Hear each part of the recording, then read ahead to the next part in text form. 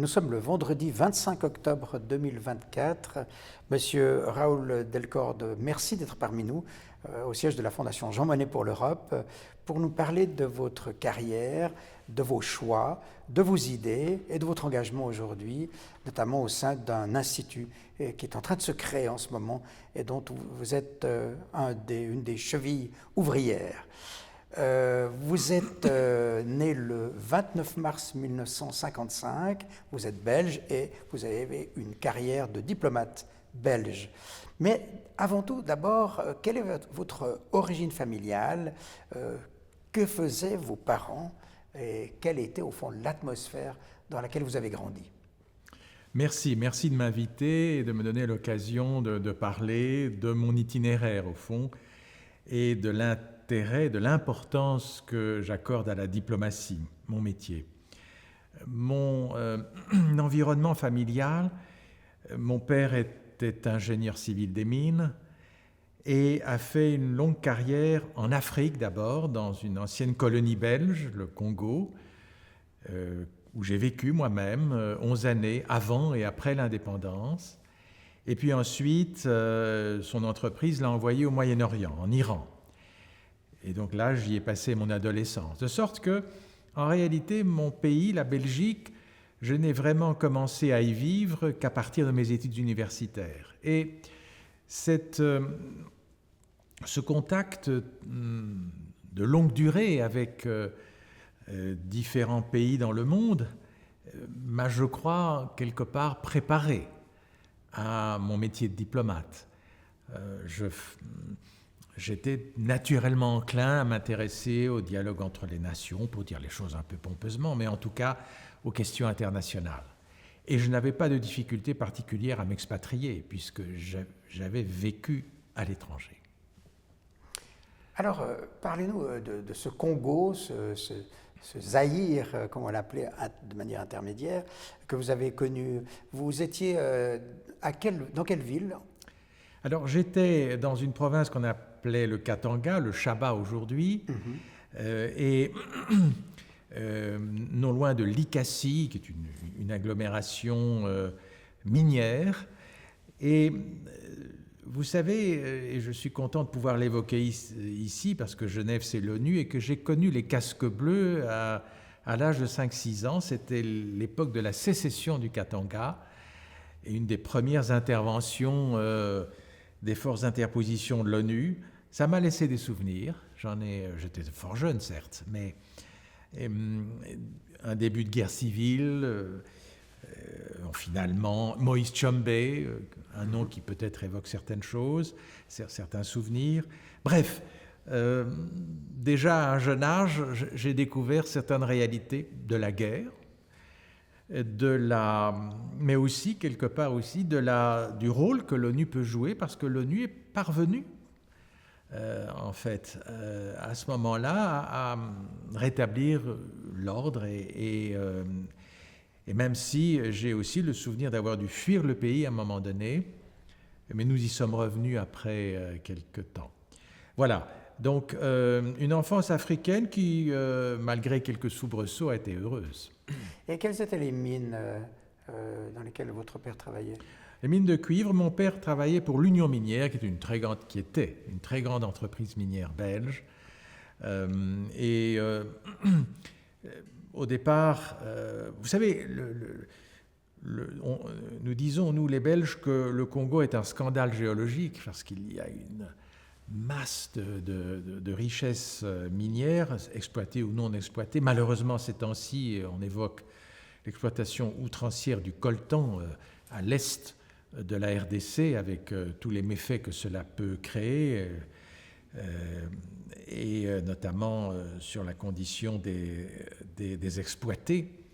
Mais à l'époque de l'Union minière du Haut-Katanga, c'était une entreprise paternaliste, il faut bien le dire, qui néanmoins, et c'était la particularité, je trouve, de la colonisation belge, comparée à la colonisation britannique, par exemple, l'Union minière veillait à éduquer les populations et à en quelque sorte, contribué à une élévation du niveau de vie de manière généralisée. Sauf que, au moment de l'indépendance, et c'est le reproche principal que l'on fait à la Belgique, nous n'avions pas formé une élite qui pouvait véritablement gérer le pays. Pas plus une élite capable de gérer les mines et l'industrie qu'une élite politique. Et donc est arrivé assez vite le fameux général maréchal Mobutu, avec toutes les tensions que cela a pu créer, le côté assez archaïque du régime de Mobutu et finalement les dérives totalitaires que la Belgique n'avait évidemment pas souhaitées. Mais avant Mobutu, il y avait donc une velléité différente. Mobutu est venu après, il n'était pas là tout de suite au moment de l'indépendance. Non. Et justement, comment est-ce qu'on voyait... Il est venu très vite après. Voilà, c'est ça. Mais comment est-ce qu'on voyait, en fait, dans votre famille, l'arrivée de l'indépendance? Est-ce que vous vous souvenez de ce que vos parents en disaient? Comment ils voyaient cela? Alors, mon père, il se fait que le roi Baudouin, jeune à l'époque, avait fait une tournée des principales villes du Congo et mon père, en tant que directeur d'une mine, avait été invité à rencontrer le roi. Et je me souviens du message, mon père m'en avait parlé par après, qu'il avait transmis au roi et qui était tout simplement « Sire, je crois que les élites politiques de ce pays ne sont pas encore prêtes véritablement à gérer ce pays comme il le faudrait. Il y aura sans doute un problème de gouvernance. » Mais voilà, on était dans la dynamique de la décolonisation, les années 60. Il y avait un leader charismatique du nom de Lumumba, qui est mort assassiné. Dont le fils a très longtemps milité pour essayer de rétablir en fait une sorte de Congo à la Lumumba. Oui, sauf que Lumumba j'entre là dans l'histoire belgo-congolaise, mais au moment de l'indépendance a tenu des propos assez durs vis-à-vis de la Belgique et en face du roi, avec même des tensions qui en sont nées. Bon, après, c'est très regrettable qu'il ait été assassiné, je ne reviens pas là-dessus. Mais, bref, il y avait un pays riche, prospère, avec un niveau d'éducation, mais au niveau primaire, assez généralisé, mais un réel problème de gouvernance qui s'est accentué par après. Alors, vous me demandez comment mes parents ont vécu ça. Bon, mes parents étaient conscients du potentiel de ce pays et n'étaient pas des espèces de nostalgiques de la colonie belge, vous savez. Donc, à un moment donné, la situation a fait que nous avons dû partir, mais nous sommes revenus. Nous sommes revenus, mon père a continué à travailler pour l'entreprise en question, sauf qu'à un moment donné, à partir du milieu des années 60, les autorités congolaises ont décidé de nationaliser l'Union minière, qui s'est appelée alors la GECAMINE, et d'installer un certain nombre de directeurs congolais à la tête des exploitations minières. Et de ce fait-là, l'entreprise en question, l'Union minière, a tenté d'explorer de nouvelles opportunités au Moyen-Orient, au Canada, etc. Bref, a diversifier un peu ses activités. Et c'est ce qui a amené progressivement mon père à représenter cette entreprise en Iran. Alors on est encore sous l'Iran du Shah à ce moment-là. Oui. Et donc vous avez vécu combien d'années en Iran? Alors j'ai vécu 7 ans de manière continue. Bien sûr, à l'époque du Shah, entre parenthèses, je suis revenu après la Révolution, mais de manière beaucoup plus brève. Oui, j'ai connu ce pays dont j'ai appris la langue et dont j'ai même épousé une ressortissante. Donc j'ai des liens profonds avec l'Iran, un pays, une vieille civilisation, faut-il le dire, qui a connu avec la révolution islamique des dérives très regrettables et qui ne correspondent d'ailleurs pas, à mon avis, à l'âme profonde de ce pays, qui est un pays en réalité tolérant, qui est un pays ouvert et qui, a connu l'évolution que l'on sait. Mais du temps du Shah, il y avait une aspiration à la modernité, peut-être un peu trop brutale. Le Shah, Mohammad Reza Pahlavi, n'ayant peut-être pas suffisamment compris que cette ouverture, on parlait du Japon du Moyen-Orient, devait être progressive. et il s'est heurté à des forces conservatrices, notamment représentées par le clergé, et qui finalement l'a emporté. Et donc, alors peut-être parlons des valeurs fondamentales qu'on vous a inculquées à travers ça, à travers ces civilisations africaines et également orientales. Comment est-ce que les valeurs de votre famille belge vous ont-elles été transmises? Mais je suis fils unique, donc le dialogue était facile et mes parents... Alors il faut quand même que je dise quelques mots sur le parcours de mes parents. 2 générations nous séparaient, je suis né assez tard.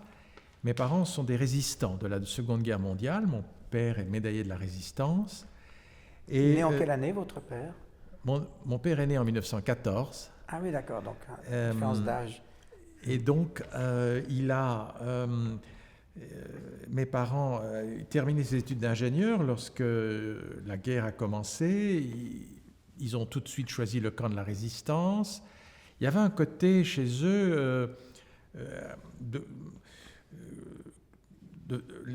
incarner les valeurs démocratiques du pays et être prêt éventuellement à verser du sang pour les défendre. Enfin, c'était un peu quand même ça, sans être trop lyrique, mais c'était quand même un peu ça qui les avait mobilisés au moment de la Seconde Guerre mondiale. Je rappelle quand même que la Belgique était occupée, que c'était une période difficile. Mon père était alors ingénieur des mines, mais dans le borinage, dans les mines de charbon en Wallonie. Le charbon était exploité par les Allemands pour alimenter la sidérurgie de la Ruhr et fabriquer de l'armement, etc. Bref, bon, sans aller dans tout ça. Donc ces valeurs-là, mes parents les avaient. Et lorsqu'ils sont partis après la Seconde Guerre mondiale, en 1948, en Afrique, ils ne partaient pas là avec des visées colonialistes. De nouveau, ils partaient là avec l'idée que l'on va aider ce pays, le Congo, à se moderniser. Et même ma mère a travaillé dans la formation des jeunes filles congolaises, etc., ouvert des écoles. Bref, l'idée, donc, c'était l'idée de tolérance, d'ouverture, de respect des autres cultures. Et j'insiste là-dessus parce que ce n'était pas toujours le cas, quand même, chez certains de mes compatriotes lorsqu'ils se rendaient en Afrique. Et au Moyen-Orient, de nouveau, résonnaient un peu les mêmes valeurs, à savoir qu'on n'allait pas avec l'étendard chrétien agiter nos différences. Au contraire, on essayait de comprendre cette société iranienne complexe, mais je le dis encore une fois, à l'époque, ouverte et tolérante. Voilà, donc ces valeurs-là m'ont, je crois, formé dans mes années d'apprentissage. Et alors, du coup, la diplomatie, évidemment, était favorisée, le choix de la diplomatie par ces voyages, par cette expérience internationale, j'imagine. À quel moment est-ce que vous avez opté pour la diplomatie? Alors, j'y pensais vraiment sérieusement dès la fin de mes études secondaires. Dans quel domaine vous avez fait vos études? Donc, j'ai fait mes études secondaires au lycée français de Téhéran, et puis j'ai fait des études supérieures d'abord à la Sorbonne et ensuite à l'université de Louvain, en philosophie, en histoire et en sciences politiques. Et là, j'étais vraiment décidé à choisir cette carrière. Je savais qu'il y avait un concours d'entrée difficile, qu'il y avait une préparation importante à effectuer, mais voilà. Donc l'appel à cette carrière, je l'ai ressenti dès l'âge de 17-18 ans, et puis les choses ont suivi leur cours. Je savais par exemple qu'il fallait la maîtrise des langues étrangères, il fallait une série de conditions que je suis parvenu à remplir.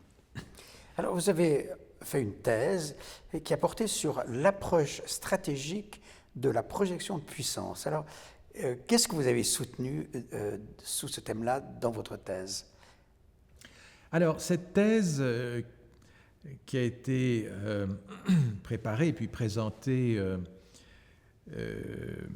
au début des années 90, mais que j'ai commencé à préparer au milieu des années 80, doit être resitué dans le contexte géopolitique de l'époque, c'est-à-dire celui de la bipolarisation des relations internationales. Cette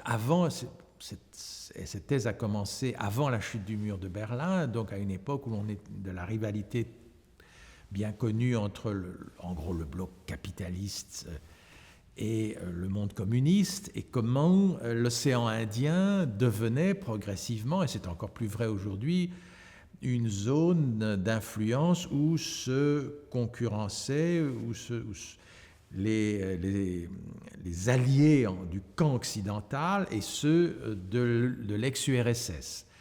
Mais j'ai pu quand même prolonger la réflexion. Après les années 80, il y avait déjà eu des guerres régionales importantes entre l'Irak et l'Iran, et puis surtout la première guerre du Golfe au début des années 90. Quand je terminais ma thèse, j'étais en poste à New York ONU. J'ai pu travailler dans la bibliothèque de l'ONU et j'ai pu surtout vivre en étant membre de la délégation belge au Conseil de sécurité au jour le jour, en quelque sorte, les événements qui marquaient cette confrontation, cette rivalité entre les blocs, l'implosion aussi de ces blocs avec l'émergence de puissances régionales, la Chine, l'Inde, qui voyaient effectivement dans l'océan Indien une zone stratégique de première importance à cause des hydrocarbures, du Golfe Persique, à cause de la côte orientale de l'Afrique et par le fait même que la Chine voulait déjà contrôler le passage par le détroit de Malacca. Enfin, je ne vais pas entrer dans les détails, il nous faudrait une carte, mais bref, cela résonne encore aujourd'hui. Je rappelle par exemple qu'il y a au milieu de l'océan Indien une petite île qui s'appelle Diego Garcia, qui est toujours aujourd'hui une base américaine prêtée par les Britanniques et l'expression en quelque sorte de cette projection de puissance du global reach américain dans la région. Sauf que la dimension que j'avais explorée dans ma thèse, le fait que l'URSS, attirée par les mers chaudes, voulait progressivement étendre son influence dans la région, cette dimension-là aujourd'hui est moins vraie. C'est davantage la Chine maintenant qui, comme vous le savez, établit une série de points d'appui dans l'océan Indien, dans ce qu'on appelle de manière imagée le collier de perles, ces facilités navales que la Chine installe un peu partout dans la région. Donc bref, pour me résumer, la confrontation géostratégique dans l'océan Indien débute au milieu des années 80, prend une forme différente à partir du milieu des années 90 et reste aujourd'hui encore très visible. Alors, précisément, dans cette thèse, vous avez analysé un développement en fait, qui faisait suite à la fin de la guerre froide, la puissance, je dirais presque l'omnipuissance à cette époque des États-Unis. Est-ce que vous avez envisagé ce qui allait se passer ensuite? Est-ce que cette croissance permanente et ce déploiement militaire toujours plus vaste, est-ce que vous l'envisagiez? Et comment aujourd'hui vous voyez la situation? Vous avez juste effectivement donné quelques indices notamment avec la Chine, mais à cette époque, comment est-ce que vous envisagiez cela? Je ne pense qu'il n'y a pas vraiment un recul de l'influence occidentale dans la région. Ça peut étonner, mais il y a des points d'appui stratégiques importants des États-Unis ou de la France dans le Golfe Persique ou arabo-persique, du côté des Émirats notamment, etc. Il y a aujourd'hui une opération navale de l'Union européenne au large de la Somalie. Il y a la question de la sécurité de la mer Rouge. Et on voit la confrontation aujourd'hui encore entre les forces navales américaines déployées dans la région et les Houthis au Yémen. On voit par ailleurs Djibouti offrir des facilités navales à la Chine. Bref, si vous voulez, les paramètres que j'avais développés restent toujours valables aujourd'hui. La différence, quand même, et je reviens à l'Iran, c'est cette révolution islamique et le surgissement dans la région d'une puissance déstabilisatrice. Déstabilisatrice pour les voisins immédiats, pour Israël, dont on voit encore à l'heure où je vous parle combien l'obsession sécuritaire vis-à-vis de l'Iran, qui n'existait pas il y a 25 ans, n'a fait que croître. Et puis l'Inde, dont on parle encore assez peu, et pourtant c'est vrai qu'au moment où j'écrivais ma thèse, ce n'était pas une puissance navale. Aujourd'hui, l'Inde, elle aussi, commence à se déployer dans toute la région. Donc c'est ça. Il y a, c'est vrai, un ralentissement, je dirais, mais c'est un ralentissement épisodique, de l'influence occidentale et un accroissement des enjeux régionaux. Voilà comment je pourrais résumer la chose. Ce ralentissement de l'influence, enfin temporaire, dites-vous, de l'influence occidentale, comment est-ce que vous ressentez ce qu'en pensent au fond les pays non occidentaux ou non alliés, ceux qui ne sont pas des États-Unis, de l'OTAN, du côté d'Israël, etc. Donc il y a quand même, je dirais, le reste du monde, j'allais dire. Est-ce qu'aujourd'hui, la vision qu'ils ont du monde occidental est la même que celle qu'ils pouvaient avoir au moment où vous écriviez votre thèse il y a une trentaine d'années? Non, je crois qu'il y a un basculement dans ce qu'on appelle aujourd'hui le Sud global, n'est-ce pas? Et vraiment, on le voit encore avec le sommet des BRICS à Kazan qui se déroule, qui se termine aujourd'hui. Il y a une contestation. Alors c'est amusant parce que le Sud global englobe aussi la Russie et la Chine, qui sont des pays de l'hémisphère nord. Mais bon, il y a une contestation d'une manière générale des valeurs ou des objectifs du camp occidental, lequel englobe les États-Unis, le Canada, l'Australie, le Japon et puis toute l'Europe. Et cette contestation, elle est nouvelle. Elle est marquée, par exemple, par une forme d'indifférence, je pèse mes mots, vis-à-vis du conflit russo-ukrainien qui est perçu, pardonnez-moi l'expression, mais comme une guerre entre les Blancs. Et qui, on l'a vu lors des votes à l'Assemblée générale de l'ONU, à notre surprise, un certain nombre d'États du Sud s'abstenir, ne pas vouloir sanctionner la Russie. Et on voit d'ailleurs que la Russie n'est pas isolée et qu'elle trouve des relais. Ça nous paraît étonnant a priori. On se disait, mais enfin, pourquoi est-ce que des pays comme la Turquie, par exemple, membre de l'OTAN, par ailleurs, achètent de l'armement russe. Donc on et rejoint les BRICS, justement. Pardon ? La Turquie, tout en étant dans l'OTAN, rejoint les BRICS. Et alors, on est donc dans ce qu'on appelle le plurilatéralisme ou le multilatéralisme à la carte. Et ça, c'est un concept nouveau qui a d'ailleurs été théorisé par le ministre indien des Affaires étrangères, à savoir qu'on n'est plus dans un camp. On est dans des camps.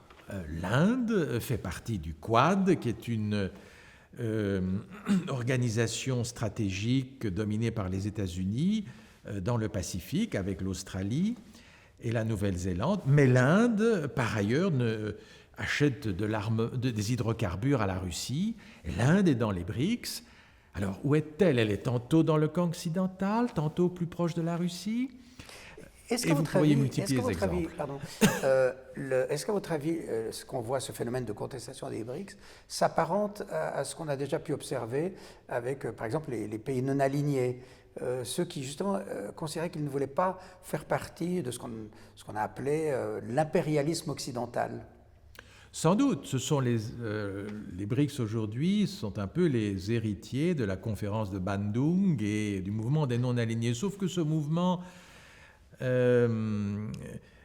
n'a pas su surmonter ses contradictions internes parce qu'il regroupait des États parfois qui, ne fût-ce que l'Inde et le Pakistan, qui sont des deux États voisins qui ont des relations très, très difficiles, et donc a perdu un peu de sa substance. Les BRICS regroupent sous l'égide de la Chine, pour le coup, et pas de l'Inde, un petit groupe d'États, et c'est vrai qu'il,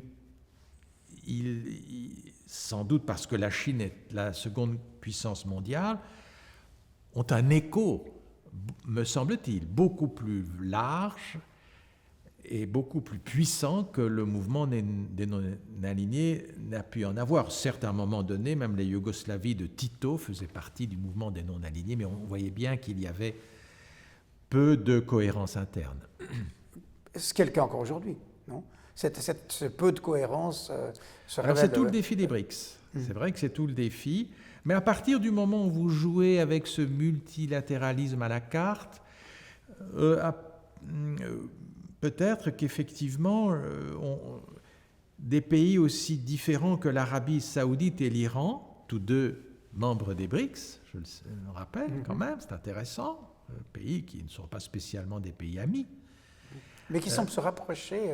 Oui, enfin, oui et non en même temps. Vous savez, quand même. Alors, les Saoudiens ne veulent pas non plus être complètement dans le camp occidental, même si ils sont quand même largement dépendants de l'économie occidentale et notamment en matière d'armement, etc. Mais en même temps, cette capacité de jouer plusieurs cartes à la fois, avec des leviers qui nous échappent, notamment le prix des hydrocarbures, fait que, vous savez, l'Iran du Shah, si vous me permettez une brève incursion à nouveau dans cette période-là, à un moment donné a voulu défier le monde occidental et le Shah a utilisé le levier du prix du pétrole pour, en quelque sorte, provoquer un embargo qui a eu des conséquences économiques importantes auprès des pays occidentaux. Donc ces leviers-là, aujourd'hui, les BRICS n'ont aucun scrupule à les utiliser et je crois qu'on va de plus en plus le ressentir.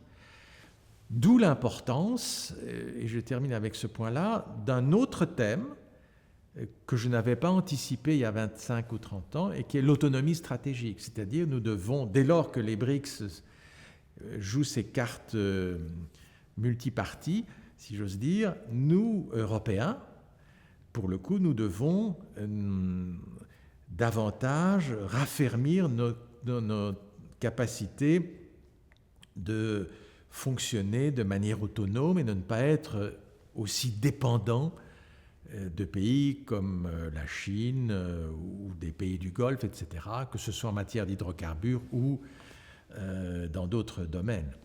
Mais alors, comment expliquez-vous qu'au fond les Européens aient à ce point envie d'être indépendants des puissances comme la Chine, mais parlent rarement de l'autonomie vis-à-vis des États-Unis? On voit qu'aujourd'hui, le gaz va être tout au bénéfice des États-Unis. Aujourd'hui, on voit que notre position s'allie de plus en plus aux États-Unis, dont on connaît aujourd'hui les remous politiques. On est à quelques mois d'un basculement peut-être en direction de nouveau de quelqu'un qui a aussi contribué beaucoup à déstabiliser nos relations. Évidemment, je pense à Donald Trump. Mais comment expliquez-vous que les Européens semblent si peu, aujourd'hui encore dans leur discours, si peu préoccupés de défendre leur propre autonomie? Parce que finalement, l'indépendance, elle doit aller aussi vis-à-vis d'une puissance qui a quand même contribué beaucoup elle-même à déstabiliser des régions. Oui, je pense, vous savez quand même qu'il y a un réveil du côté européen. Ça prend du temps après de s'organiser. C'est vrai que nous achetons du gaz de schiste américain. C'est vrai que l'armement américain compte beaucoup dans les arsenaux européens, notamment quand on parle des équipements les plus sophistiqués. C'est vrai aussi, pour rester dans le domaine de l'armement, que l'Union européenne, pour le coup, pâtit du fait d'avoir des industries d'armement concurrentes au lieu d'essayer d'harmoniser. Mais la pandémie du Covid a été, je l'ai vécu en Belgique, quand même déjà un premier réveil. C'est à ce moment-là que le concept d'autonomie stratégique a commencé à devenir important. Pour répondre à votre question, si effectivement Trump est réélu, et compte tenu des messages qu'il a déjà envoyés à destination des Européens, il faudra très vite que les Européens s'organisent, au risque sinon d'être complètement isolés pour le coup. Alors, ça passe par quoi? Une moindre dépendance, donc une capacité de production européenne plus ferme, plus robuste, par une diversification de nos sources d'approvisionnement, par le retour peut-être au nucléaire, par une industrie pharmaceutique qui ne dépend pas autant de la Chine qu'aujourd'hui, etc. Mais je reconnais que les enjeux sont considérables et que le temps qui nous est imparti est court. Et est-ce que vous pensez, ça rejoint évidemment des questions diplomatiques très chaudes actuellement, est-ce que l'Europe peut durablement être dans une situation d'hostilité à l'égard de la Russie? Est-ce que véritablement ce grand pays doit être considéré durablement comme le pays ennemi, pays à abattre? Quelle est votre vision par rapport à ça? Le pays, certainement pas. C'est notre voisin, on ne change pas ses voisins de toute façon. Mais c'est le régime, c'est la présidence de Poutine qui est un véritable problème, un danger, un risque. On le sait, je ne dois pas l'illustrer. Alors, qui lui succédera? Il y a là véritablement une réelle préoccupation. Mais nous devons aussi apprendre à vivre avec des régimes ou des États qui ne partagent pas nos convictions. Ce que nous ne pouvons accepter, c'est que la sécurité européenne soit mise à l'épreuve comme elle l'est maintenant par l'agression russe en Ukraine et les visées déstabilisatrices du régime poutinien qui a le plus grand mépris, je le rappelle, pour ce que nous incarnons, nous, Européens. Est-ce que c'est véritablement Poutine ou est-ce que les Russes n'ont pas le sentiment plus largement, autrement dit, est-ce que si Poutine disparaît, on a l'impression que les choses changeront sur le plan de la géostratégique des Russes? Ou est-ce que les Russes n'ont pas, au fond, le sentiment de manière majoritaire de ne pas avoir été, au fond, suffisamment, je dirais, respectés à la chute du mur, ce qui est un petit peu l'argument qu'on entend, pas seulement chez les poutinistes d'ailleurs, mais chez des positions tout à fait contestataires de Poutine et qu'on entend aussi. Alors, ça m'intéressait d'avoir votre point de vue. Oui, il y a eu des malentendus, je le reconnais. Mais enfin, il faut retourner la charge à la preuve, comme on dit en droit, et ne pas accuser l'OTAN de visée déstabilisatrice vis-à-vis de la Russie. L'OTAN est une alliance défensive. C'est vrai qu'en font partie maintenant tous les pays qui naguère étaient dans l'ère d'influence soviétique en Europe. Mais c'est une forme de mauvaise foi de la part du régime en place que de présenter l'Alliance Atlantique comme étant de nature à déstabiliser ou à affaiblir la sécurité de la Russie. Donc je crois vraiment que la population russe qui voyage, qui connaît mieux qu'avant, ça, c'est le bienfait du capitalisme, y compris en Russie. Il connaît mieux qu'avant la réalité des démocraties occidentales, ne nous est pas hostile. Maintenant, il y a une préoccupation sécuritaire fondamentale en Russie, et Napoléon en a fait l'expérience déjà au XIXe siècle. Donc il y a, c'est vrai, cette idée que le territoire russe doit être défendu et qu'il faut se donner une profondeur stratégique, laquelle était naguère incarnée par les États du pacte de Varsovie. Aujourd'hui, ces États ont rejoint l'Union européenne ou l'OTAN. Et ça, il faut y faire droit, et il faut donc donner au futur gouvernement russe, le gouvernement post-poutinien, des assurances que sa sécurité ne sera jamais entamée. En tant qu'historien, je me réfère à des exemples du passé. J'étais un jeune diplomate à l'époque, au Pakistan, à l'époque où l'armée rouge finalement a été vaincue par ceux que l'on appelait les moudjahidines afghans. Et ça a été un drame c'était la dernière bataille au fond que l'armée rouge, telle qu'on l'a nommée à l'époque, livrait dans la périphérie de l'ex-URSS. Et ils ont finalement dû capituler, ils ont quitté l'Afghanistan, et ils ont été mis en déroute. C'est vrai, vous me direz, par des moudjahidines armés par les Américains. Mais quand même. Et il y a eu notamment chez les maires des conscrits russes, il y a eu tout un mouvement de contestation à l'époque, en disant mais enfin, que font nos fils sur le champ de bataille afghan, cessez cette guerre. Et ça a pris de l'ampleur, et ça a certainement joué un rôle dans le retrait soviétique de l'Afghanistan. Donc, vous voyez, il n'est pas exclu que cela se répète aussi à un moment donné dans cette guerre de position que se livrent Ukrainiens et Russes aujourd'hui. Est-ce que l'opinion publique russe est bien informée des objectifs stratégiques de son président? D'ailleurs, les objectifs du président Poutine n'ont jamais été très clairs. À votre avis, justement, quels sont-ils, ces objectifs?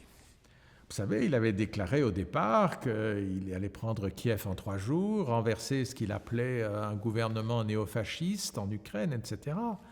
Ce langage, il ne le tient plus vraiment aujourd'hui.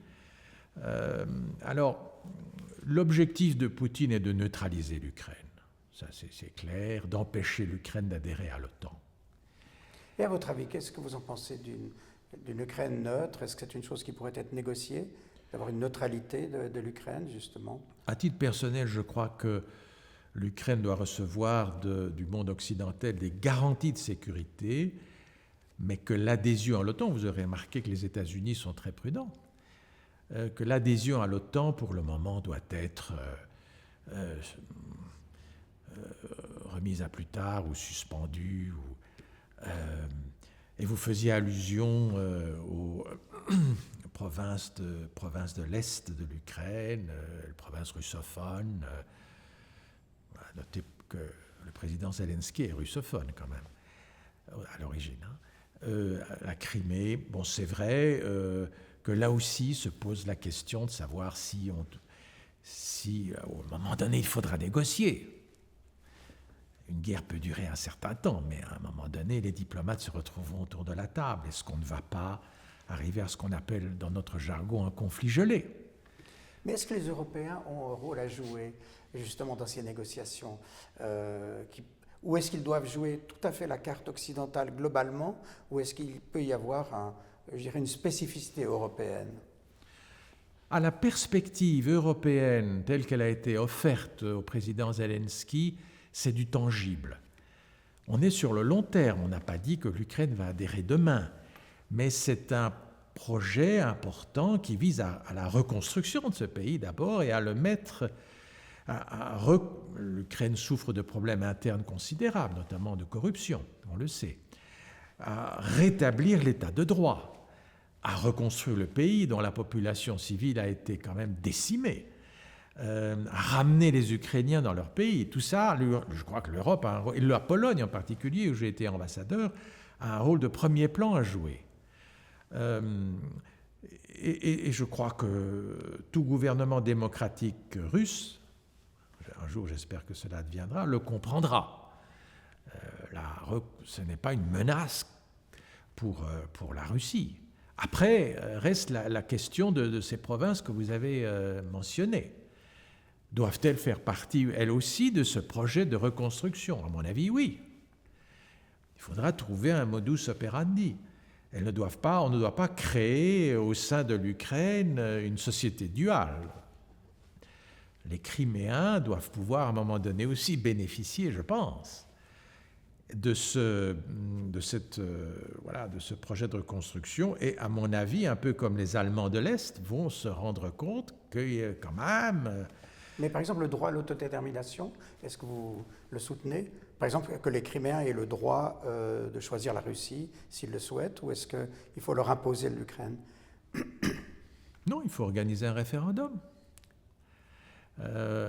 Celui qui avait été fait avait été considéré comme bidon. Hein, oui, c'est compliqué. Vous savez, il y a toujours... C'est un problème insoluble diplomatiquement entre le droit à l'autodétermination et la souveraineté territoriale et le respect des frontières. On a eu ce problème avec le Kosovo. La Serbie a toujours considéré que le Kosovo faisait partie de la souveraineté serbe, et même aujourd'hui. Elle en conteste encore l'indépendance. D'ailleurs, le Kosovo n'est pas membre de l'ONU. La Catalogne est un autre exemple intéressant. Donc, la Crimée, c'est quelque part insoluble, et à mon avis, pour longtemps, ça va être gelé. Mais alors, on en vient à justement ce qui peut être fait ou négocié. Vous avez dit, à un moment donné, on va bien devoir négocier, mais à quel moment est-ce qu'on estime qu'il y a assez de victimes dans le champ de bataille? Est-ce qu'il n'y a pas urgence, au fond, actuellement? C'est la question que je me pose et que je vous pose, à vous comme diplomate. Est-ce qu'il n'y a pas, à un moment donné, l'urgence de chercher une solution négociable? Alors, je crois qu'il faut répondre en deux temps. Pour le moment, il y a un rapport de force sur le terrain. C'est d'ailleurs aux autorités ukrainiennes de décider quand viendra le moment de négocier. Mais en tant que professeur, vous me permettrez de citer un auteur qui a beaucoup écrit sur la négociation diplomatique, qui est un auteur américain, qui s'appelle William Zartman, et qui a développé ce concept que je trouve très pertinent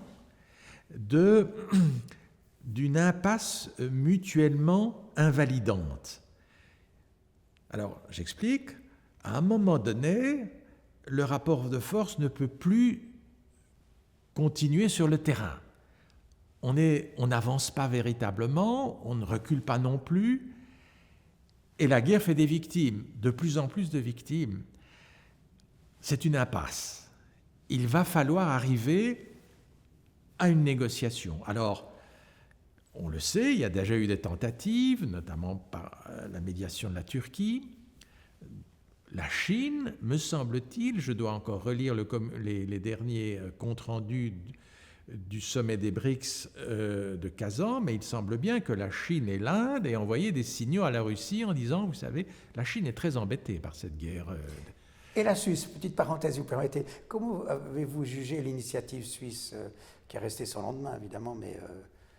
Tout à fait louable. On savait que du côté suisse, il serait très difficile et même peut-être malvenu d'inviter les Russes dans un premier temps. Mais là, je vous pose la question à vous comme diplomate, excusez-moi, mais peut-on imaginer, sans que ce soit véritablement une mascarade, de parler de table de négociation sans inviter l'adversaire même? C'est là que le non-diplomate que nous sommes, que je suis, est un peu choqué. Comment imaginer une négociation unilatérale, j'entends. Non, mais je vais vous répondre. Vous savez, dans le passé, par exemple, à Genève, il y a eu, sous l'égide de l'ONU, des négociations entre l'Iran et l'Irak. Figurez-vous que ces deux pays étaient en guerre pendant 8 ans d'ailleurs, de 1980 à 1988. Ils ne voulaient pas se parler. C'est une guerre qui a fait au moins 1 demi-million de morts. Donc on est à peu près dans les chiffres de l'Ukraine et de la Russie. Ils ne voulaient pas se parler.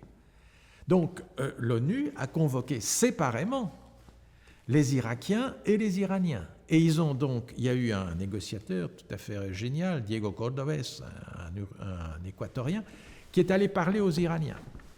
Qui leur a dit, que voulez-vous exactement, comment on peut faire? Et les Iraniens ont dit, on va vous le dire, mais on ne va pas négocier avec les Irakiens. Et puis, ils ne sont même pas venus à Genève. Et puis, les Irakiens, de leur côté, ont parlé à ce représentant de l'ONU, et ce n'est qu'au bout de quelques mois ou d'années même, je crois que ça a pris des années, au moins un an, que finalement, il a pu produire un texte un texte de compromis qui reflétait bien les vues des uns et des autres. D'ailleurs, les Iraniens et les Irakiens n'ont quasiment pas cédé un pouce de terrain. Enfin, donc ils sont revenus à peu près au statu quo qui existait 8 ans avant, au début de la guerre. Donc voilà, pour répondre à votre question, ce n'est pas une faute diplomatique de ne pas avoir, ou pas nécessairement de ne pas avoir pu inviter la Russie, mais il faudrait que la Suisse, et là je ne suis pas dans le secret, que la diplomatie suisse puisse aussi dialoguer avec la Russie et voir un peu quels sont les paramètres d'un compromis. Donc effectivement, négociations séparées, oui. mais finalement, écouter les deux parties quand même. Si oui, on veut. Et à un moment donné, elles vont se retrouver autour de la table. Quel est votre avis sur l'évolution de cette guerre actuellement? Est-ce que vous parlez au fond de ce manque d'avance de part et d'autre? Est-ce que ça reste le cas? Est-ce qu'il y a une stagnation quant au résultat de cette guerre actuelle entre la Russie et l'Ukraine? La Russie a la supériorité du nombre, bien sûr, de l'armement. C'est une guerre asymétrique. Donc la capacité de résistance de l'Ukraine est limitée. Elle le sera plus encore si les États-Unis demain décidaient de suspendre leur livraison d'armes, parce que pour le moment, l'essentiel de l'armement ukrainien est quand même d'origine américaine, n'est-ce pas? Les Européens se sont ressaisis et maintenant essayent à leur tour d'aider, notamment la Pologne. Enfin, ça prend du temps. Donc oui, c'est une guerre asymétrique, mais là, comme vous sans doute, je suis quand même impressionné par la capacité de résistance des Ukrainiens, pour le coup. C'est-à-dire, ils ne se sont pas laissés intimider. Ils sont courageux. Et de l'autre côté, je ne suis pas sûr que du côté russe, les conscrits soient particulièrement motivés. Et je crois qu'il y en a un certain nombre qui se posent vraiment des questions, au fond, sur l'utilité de cette guerre. Donc je pense qu'il y a... Ça ne veut pas dire pour autant que les Russes vont céder, hein, sauf... surprise, implosion, que sais-je. Voilà, donc oui, et donc c'est la raison pour laquelle le diplomate que je suis pense qu'on va arriver en 2025, je crois d'ailleurs que Zelensky lui-même l'a indiqué, à une forme de cessez-le-feu. Vous savez, je rappelle qu'entre les deux Corées qui ont été en guerre, il n'y a pas de traité de paix, n'est-ce pas? Il y a, depuis 1953, donc plus de 60 ans, il y a une ligne de cessez-le-feu, et il y a d'ailleurs des troupes américaines qui sont du côté sud-coréen, et il y a à tout moment le risque d'une déflagration. Eh bien, voilà. Donc on va arriver à cela, à mon avis, peut-être l'an prochain. Alors, un domaine que vous avez vous-même vécu et approché dans votre carrière de diplomate en Belgique, c'est ce qu'on appelle le droit à l'ingérence humanitaire. Comment est-ce que vous définissez ce droit et ses règles? Alors, permettez-moi d'expliquer un peu dans quel contexte j'ai été amené à m'intéresser au droit d'ingérence humanitaire. En 1991, très exactement en avril 1991, mon pays présidait le Conseil de sécurité. Il s'agit d'une présidence tournante, comme chacun sait. Et c'est à ce moment-là qu'a été adoptée une résolution qui fait date aujourd'hui, la résolution 688 du Conseil de sécurité, et qui pose les premiers jalons du droit d'ingérence humanitaire ou du droit d'intervention humanitaire. Aujourd'hui, on parle plutôt de responsabilité de protéger. Le contexte, en 2 mots, Saddam Hussein pilonnait les populations kurdes au nord de l'Irak. les soupçonnant en fait de vouloir se rebeller contre l'autorité à Bagdad. Il y a eu un grand témoin dans l'opinion publique internationale parce qu'il pilonnait des populations civiles. Le Conseil de sécurité a adopté une résolution qui autorisait les forces de la coalition à instaurer ce qu'on appelle en anglais une no-fly zone, et donc en quelque sorte à empêcher l'aviation irakienne de pilonner sa propre population. En fait, c'était ça. C'est nouveau. Car je rappelle que l'article 2, paragraphe 1 de la Charte de l'ONU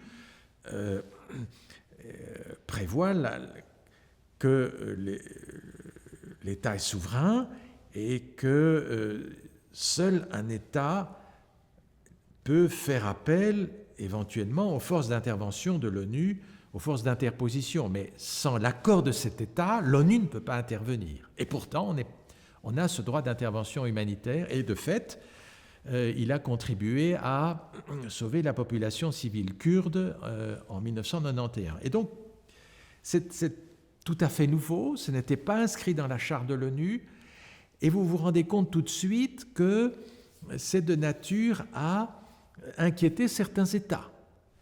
Je me souviens des débats à ce moment-là. La Chine, membre permanent du Conseil de sécurité, n'aimait pas trop ce droit d'ingérence humanitaire en se disant mais il pourrait éventuellement être appliqué au Tibet.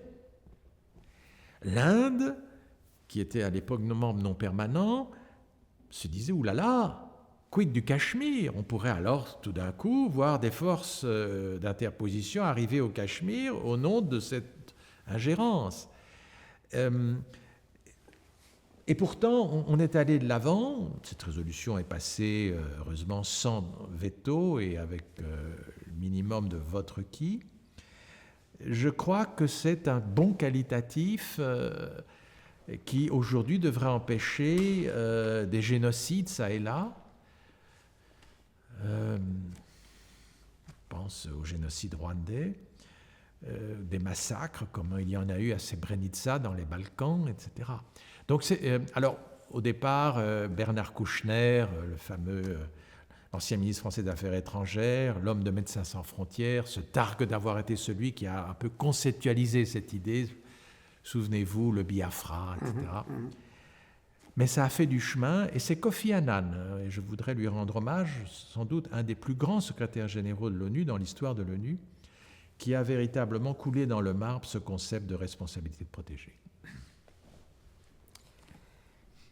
Alors, pour parler de votre carrière et de vos expériences, il y en a une qui nous intéresse, c'est que vous avez été ambassadeur en Pologne, un pays dont et ça c'était en 2010. Qu'est-ce que vous retenez de votre expérience dans ce pays et évidemment aussi au regard de ce qui se passe aujourd'hui, de ce qu'est devenu la Pologne aujourd'hui? Quels ont été les éléments marquants pour vous de votre expérience de diplomate en Pologne? La Pologne est un pays contrasté. Je suis arrivé à un moment très particulier parce que toute l'élite du gouvernement conservateur de l'ex-président Kaczynski avait été décimée dans un accident d'avion qui s'était déroulé en avril 2010 à Smolensk et qui a réveillé chez les Polonais les fantasmes de Katyn. Katyn, pour rappel, c'était le massacre par les forces soviétiques de plusieurs milliers de Polonais durant la Seconde Guerre mondiale qui représentaient l'élite politique et académique de ce pays.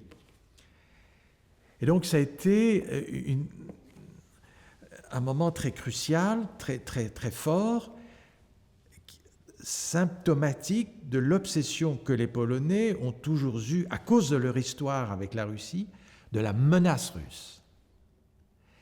Aujourd'hui, j'ouvre une petite parenthèse, le pays qui a fait le plus grand effort en matière de budget de défense au sein de l'Union européenne, c'est la Pologne. Elle est à 4% du PIB. On le comprend. La menace russe est à ses portes. Donc j'arrive à un moment névralgique, un moment où tout d'un coup le pays, parce qu'il y a eu toute une série de thèses complotistes à l'époque, déployées par le frère survivant de Kaczynski, mais il y avait un gouvernement de centre-droit présidé par Donald Tusk, lequel Donald Tusk, quelques années plus tard, deviendra président du Conseil européen, et qui a bien pris les choses en main et qui a contribué à l'ouverture démocratique de ce pays. Les Polonais vivent donc avec cette obsession, c'est vrai, sécuritaire, mais en même temps avec cette volonté d'un ancrage européen fort. C'est ce qui m'avait impressionné. J'ai eu l'honneur de rencontrer Lech Wałęsa et d'entendre de sa bouche des épisodes de ce combat héroïque qu'ils ont mené, souvenez-vous-en, dans les années 80, les seuls au sein du bloc soviétique pour hâter le processus de libéralisation du pays. Les Polonais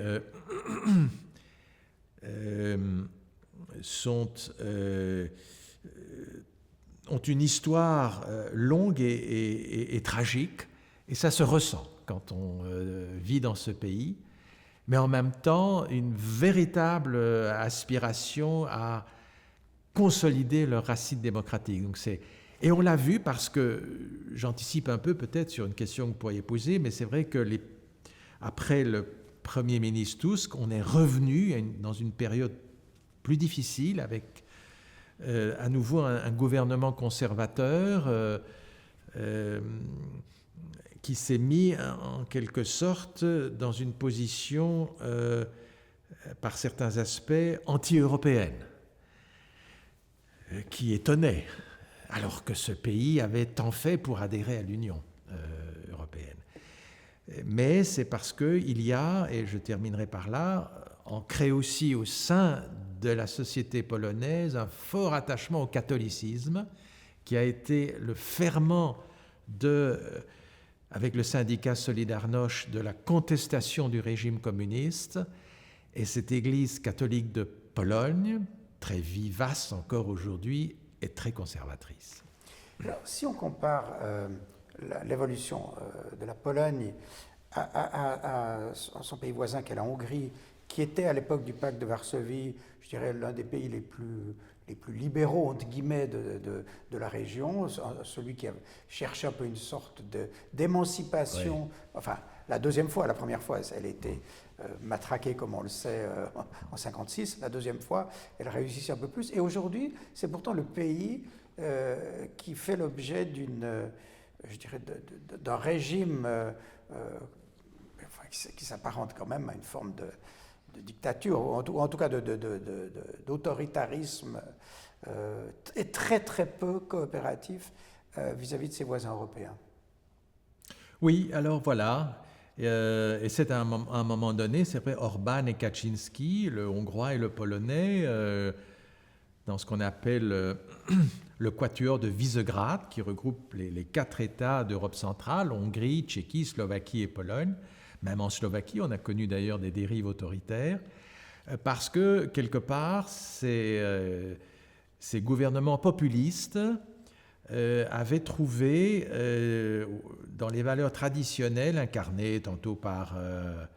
dans le cas de la Hongrie, ce n'est pas l'Église, n'est-ce pas? C'est davantage des partis ou dans le cas de la Pologne, c'est l'Église, avaient trouvé là le ferment qui permettait à leur parti de prospérer.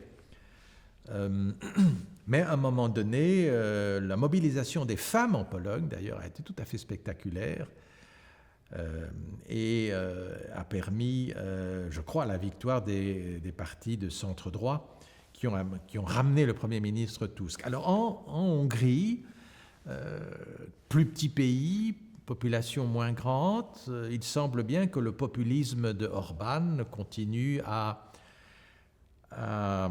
survivre et paraît même indéboulonnable. Je voudrais ici faire une remarque vous savez, quand je suis arrivé en Pologne, pays qui, si on connaît un peu l'histoire, avait été très ouvert à d'autres cultures. Il y avait une très forte communauté juive, ashkénaze, établie en Pologne, durant l'entre-deux-guerres, etc. J'avais été frappé en arrivant à Varsovie par l'homogénéité de la population. Vous vous baladez dans les rues de Varsovie, vous ne voyez que des Polonais, quasiment. Quelques Ukrainiens à l'époque. Et on sait combien ces pays, du coup, et la Hongrie, c'est un peu la même chose. Ces pays, étonnamment peut-être, mais ont une mentalité de forteresse assiégée et veulent préserver leur identité nationale et donc sont évidemment farouchement opposés à toute forme d'immigration. Ce qui, de nouveau, les place dans une situation un peu inconfortable vis-à-vis de leurs partenaires européens et notamment de la problématique justement des réfugiés. Alors, ça n'a pas beaucoup changé. Les Polonais sont très généreux vis-à-vis des Ukrainiens. Là, oui. Là, il y a littéralement des millions de réfugiés ukrainiens, mais c'est parce que c'est à peu près la même culture. Les Ukrainiens de l'Ouest, j'entends. En revanche, très peu favorable à l'immigration, enfin, en provenance d'Afrique du Nord, etc. Donc, préserver l'homogénéité de leur identité nationale me paraît être une des constantes de leur politique nationale. En 2023, vous avez publié un manuel de la négociation diplomatique internationale. Oui. Alors, ce qui m'intéresserait de vous demander, c'est quels sont ce manuel que vous donnez, quelles sont au fond les idées fortes qu'aujourd'hui vous voulez défendre et que vous défendez dans votre manuel, justement. Qu'on comprenne un peu ce qui est, au fond, l'essence même de la négociation, telle que vous l'expliquez. Mais j'essaye d'expliquer que il y a à peu près une seule manière de négocier qui est de forger un compromis. Alors, dans un monde idéal, n'est-ce pas, toutes les personnes autour de la table, lorsqu'on négocie, ramènent chez elles une même part de gâteau. C'est ce qu'on appelle le win-win, le gagnant-gagnant, et tout le monde est heureux et tout le monde est content. Mais ça survient rarement. Très souvent, une négociation, c'est du give and take, c'est du donnant-donnant. Alors, les Belges, et sans doute les Suisses aussi, sont des maîtres dans l'art du compromis. Et c'est ce que j'ai essayé de développer dans mon manuel. Quels sont les ingrédients pour forger un compromis? D'abord, il faut ne pas avoir un ego surdimensionné. Il vaut mieux souvent oublier les priorités de son pays pour se mettre à l'écoute des autres. Et puis, il faut rassembler une série de paramètres que j'explique dans mon livre pour qu'une négociation puisse aboutir. Un peu comme dans les tragédies classiques, il faut une unité de temps, de lieu et d'action.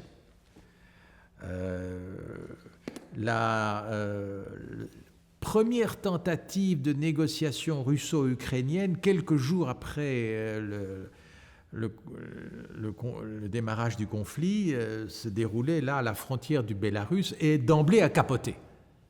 Parce que, tout simplement, il y avait une totale dissymétrie entre la délégation ukrainienne, qui était crédible, qui était de haut niveau, et la délégation russe qui n'avait aucune crédibilité. Donc, pour quelle raison, en fait? En quoi elle ne l'avait pas? Parce que, au lieu d'envoyer le ministre des Affaires étrangères Lavrov, on envoie là, passez-moi l'expression, un second couteau, en l'occurrence un ancien ministre de la culture russe et le président de la commission des Affaires étrangères de la Douma, qui était un extrémiste. De l'autre côté, on a le ministre de la Défense ukrainien, on a le vice-ministre des Affaires étrangères, bref, on a une délégation qui a autorité, qui a mandat de négocier. On savait très bien, et Poutine, c'était volontaire, envoyait là des gens qui n'avaient aucun mandat et qui étaient juste là pour donner l'illusion d'une négociation, et les Ukrainiens ont tout de suite compris. Alors justement, ça c'est une question très intéressante que vous soulevez. Est-ce qu'elle suppose que la préparation des négociations doit pratiquement avoir pour exigence d'avoir des interlocuteurs de même niveau de pouvoir. Tout à fait. Il y a un chapitre de mon livre qui s'intitule « Les préliminaires de la négociation » et je dis les préliminaires, ce n'est pas ce qui se passe avant la négociation, ça fait partie de la négociation. Il faut négocier le lieu, il faut négocier l'ordre du jour, il faut négocier le temps de la négociation. Elle ne peut pas être infinie, cette négociation, dans le temps. Et tout ceci peut faire parfois l'objet de négociations assez longues. Et en réalité, d'ailleurs, elle conditionne le succès de la négociation. Si on a déjà des délégations plus ou moins homogènes et qui ont une certaine crédibilité, si on s'est entendu sur un lieu neutre, Genève est parfait pour cela, et je sais combien la diplomatie helvétique en bénéficie, ou Vienne, etc. Si on a un agenda sur lequel on est d'accord entre Iraniens et Américains sur le dossier nucléaire, qui est une très grande négociation qui a abouti en 2015, il a fallu des années rien que pour s'accorder sur l'agenda. Les Américains et les Iraniens avaient des vues tout à fait divergentes. Donc, quand on a réuni toutes ces conditions, on peut enfin démarrer. Mais vous savez, dans mon livre, j'explique aussi que ce n'est pas lorsqu'on a conclu la négociation que tout est terminé. Il faut ensuite mettre en œuvre l'accord, le traité, le compromis, quel que soit le nom. C'est toute une négociation aussi. Puis il faut inspecter, il faut vérifier que l'accord est bien respecté, etc. Donc bref, ce livre essaye de faire un peu le point. Et permettez-moi de terminer par un conseil que je donne aux futurs négociateurs ou aux négociateurs qui me font l'amabilité de lire cet ouvrage. C'est de dire, venez à une négociation avec des propositions. Soyez le premier à déposer sur la table un projet d'accord. Pourquoi ? Parce qu'alors c'est vous, comme on dit dans les jeux de cartes, qui avez la main. C'est-à-dire que les autres délégations vont devoir se prononcer sur votre proposition. Et vous gardez en quelque sorte la conduite des opérations. Elles vont amender, elles vont faire des contre-propositions, mais vous avez les cartes en main. C'est très important. Si vous laissez la partie adverse venir avec une proposition, tout ce que vous pouvez faire, c'est soit de dire « je m'en vais », mais alors bon, la négociation est terminée, soit de tâcher de l'affaiblir ou de la diriger un peu en fonction de vos propres intérêts. Mais vous êtes du coup dans la défensive. Alors, vous avez mentionné l'importance du compromis. Au fond, est-ce qu'on peut essayer de définir, je dirais, le cadre du compromis acceptable ? Oui, vous savez, nous sommes des êtres faits de chair et de sang. Une négociation, Dieu merci, ce n'est pas l'œuvre d'un robot. On ne peut pas perdre la face. Ça, c'est un compromis ne doit pas être une compromission. Un compromis n'est pas une capitulation. Donc, il faut que chacun puisse s'y retrouver. Il faut que demain, mon mandataire politique, mon ministre des Affaires étrangères, lorsqu'il reviendra au Parlement, puisse dire, mais écoutez, on a fait ce qu'on a pu, nos négociateurs ont obtenu un compromis, on a dû céder sur certains points, mais on a quand même obtenu ceci et cela. Alors, quelle est la ligne très ténue entre le compromis et la compromission ? C'est ça, c'est tout l'art de la négociation, justement. C'est-à-dire que il y a quand même, il faut être très clair au départ sur ce que l'on est prêt à céder et sur ce qu'on exige absolument d'obtenir.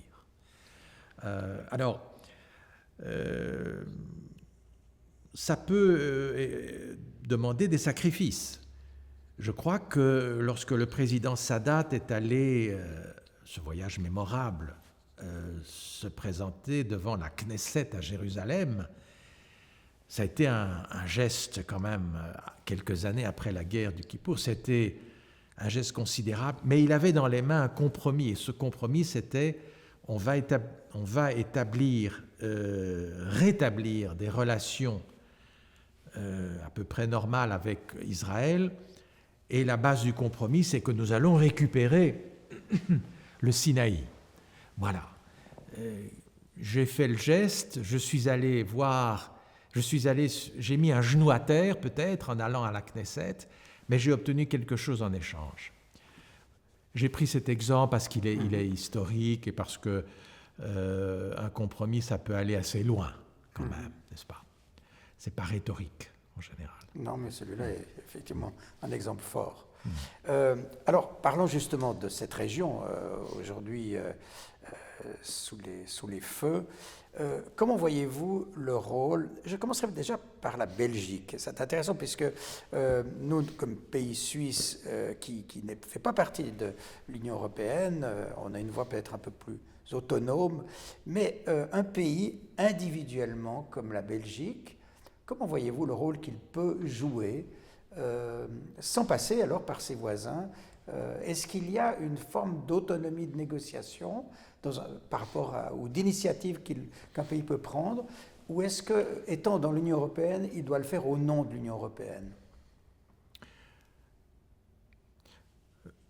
La Belgique, historiquement, est très proche de l'Union européenne. Elle fait partie des membres fondateurs. Ça ne veut pas dire que la diplomatie belge ne prend pas des initiatives individuelles. La diplomatie belge n'a pas d'agenda caché. Il n'y a pas des ambitions impériales ou d'étendre une zone d'influence ou que sais-je. Et dès lors, comme la Suisse sans doute, à la différence que la Suisse est neutre, la Belgique fait partie d'une alliance militaire et d'une union économique, mais la crédibilité de la diplomatie belge dans des initiatives individuelles vient du fait qu'elle a à la fois l'expérience de la négociation multilatérale. Créer l'Union européenne, ce n'est pas rien. Être un des membres fondateurs de l'OTAN, non plus. Avoir fourni le premier président de l'Assemblée générale de l'ONU, Paul-Henri Spaak, le premier secrétaire général de l'OTAN, le même Paul-Henri Spaak, ça vous donne une certaine crédibilité quand même. Des commissaires européens prestigieux, un président à 2 reprises la présidence du Conseil européen, Herman Van Rompuy et aujourd'hui Charles Michel, bref, tout ça contribue quand même, n'est pas le résultat du hasard, n'est-ce pas? Et donc contribue à la crédibilité du négociateur belge. Mais je dois vous dire aussi en toute franchise que les initiatives diplomatiques belges, en termes de médiation par exemple, ces dernières années n'ont pas été nombreuses. À quoi est-ce dû? Peut-être manque d'initiative, peut-être est-ce plus facile de faire partie d'une dynamique européenne et d'accompagner les efforts de l'Union européenne plutôt que de se singulariser. Voilà. Ce qui ne veut pas dire qu'elles ne reprennent pas de nouvelles initiatives dans l'avenir. Et alors, pour parler alors cette fois-ci de l'Union européenne, comment voyez-vous le rôle que l'Union européenne peut jouer dans la situation dramatique que l'on connaît aujourd'hui au Proche-Orient? Eh bien, je crains que pour le moment l'Union européenne ne soit perçue tout au plus que comme un financier qui œuvre à la reconstruction de la Palestine ou un jour sans doute de Gaza, mon pays a des programmes de coopération au développement et même de formation de diplomates palestiniens. Tout ça est très bien, mais si votre question porte sur des initiatives politiques, si véritablement l'Union européenne pourrait faire partie d'une dynamique qui contribuerait à stabiliser la situation, voire même à enfin un jour permettre la création, la solution à 2 États, que tout le monde appelle de ses voeux, presque tout le monde. Je crains que, de ce point de vue, l'Union européenne ne réponde pas aux attentes. Je dois bien en faire le constat. Est-ce que l'on écoute M. Josep Borrell, le haut représentant pour la sécurité et la politique étrangère de l'Union européenne, qui n'est même pas reçu par M. Netanyahou? Voilà. Non, à dire vrai, les leviers de l'Union européenne au Moyen-Orient, pour le moment, me paraissent assez limités. Et le soutien, puisqu'aujourd'hui, le problème aujourd'hui, vous avez parlé des casques bleus, qui aujourd'hui sont sous les tirs israéliens. On leur demande simplement de se retirer pour pouvoir tirer plus librement sur les Hezbollah, dans le cas particulier. Mais est-ce que, justement par rapport à ça, est-ce que l'Union européenne a un rôle à jouer dans le soutien des organisations internationales et de l'ONU, qui est aujourd'hui évidemment contestée aussi bien par on le voit par des courants comme l'ex-futur peut-être président américain, qui ne pense pas grand-chose de ces institutions, et puis évidemment Netanyahou en Israël en ce moment. S'il y a bien une organisation régionale qui soutient l'ONU et le multilatéralisme en général, c'est l'Union européenne, bien sûr. Oui, oui. Justement, mais alors aujourd'hui, où on est dans une situation de contestation extraordinaire du rôle des Nations Unies et de M. Guterres en particulier, qui est aujourd'hui qui fait l'objet de violentes contestations. Est-ce que l'Union européenne a un rôle à jouer, une voix à apporter à ce soutien ou non? Oui, certainement. Enfin, les membres de l'Union européenne, je rappelle quand même que l'Union européenne ne siège pas à l'ONU. L'ONU est constituée d'États membres, pas d'organisation. Oui, bien sûr. Et la France, qui est maintenant le seul membre permanent du Conseil de sécurité à faire partie de l'Union européenne, puisque les Britanniques ne sont plus dans l'Union, essaye de faire entendre la voix de l'Europe. Je rappelle d'ailleurs, ça me permet de revenir à ma propre expérience diplomatique, que au début des années 90, lorsque nous entrons, nous les Belges, comme membres non permanents au Conseil de sécurité, nous exigeons quasiment qu'il y ait une coordination européenne avant chaque réunion du Conseil de sécurité. Ce n'était pas le cas, et me permet de dire que ni les Français ni les Britanniques n'avaient très envie de coordonner avec les membres non permanents européens. Mais voilà, nous avons insisté, l'Autriche à l'époque aussi, etc. Et c'est devenu quasiment une manière de fonctionner. Enfin, cela étant, la France veille aussi à faire entendre la voix de la France au Conseil de sécurité. Mais donc, quels sont les leviers dont nous disposons auprès de l'ONU? Le budget. La contribution de l'Union européenne, de tous les États de l'Union européenne au budget de l'ONU est conséquente. Et une réduction de ce budget serait fatale à l'ONU. Quand les États-Unis, à un moment, ont décidé, à l'époque de Trump, de ne plus soutenir l'UNRWA, l'Agence des Nations Unies pour les réfugiés palestiniens, c'est l'Union européenne qui a suppléé, n'est-ce pas? Tout de suite. Alors, quand on a quand même ce levier budgétaire, on peut agir, je crois.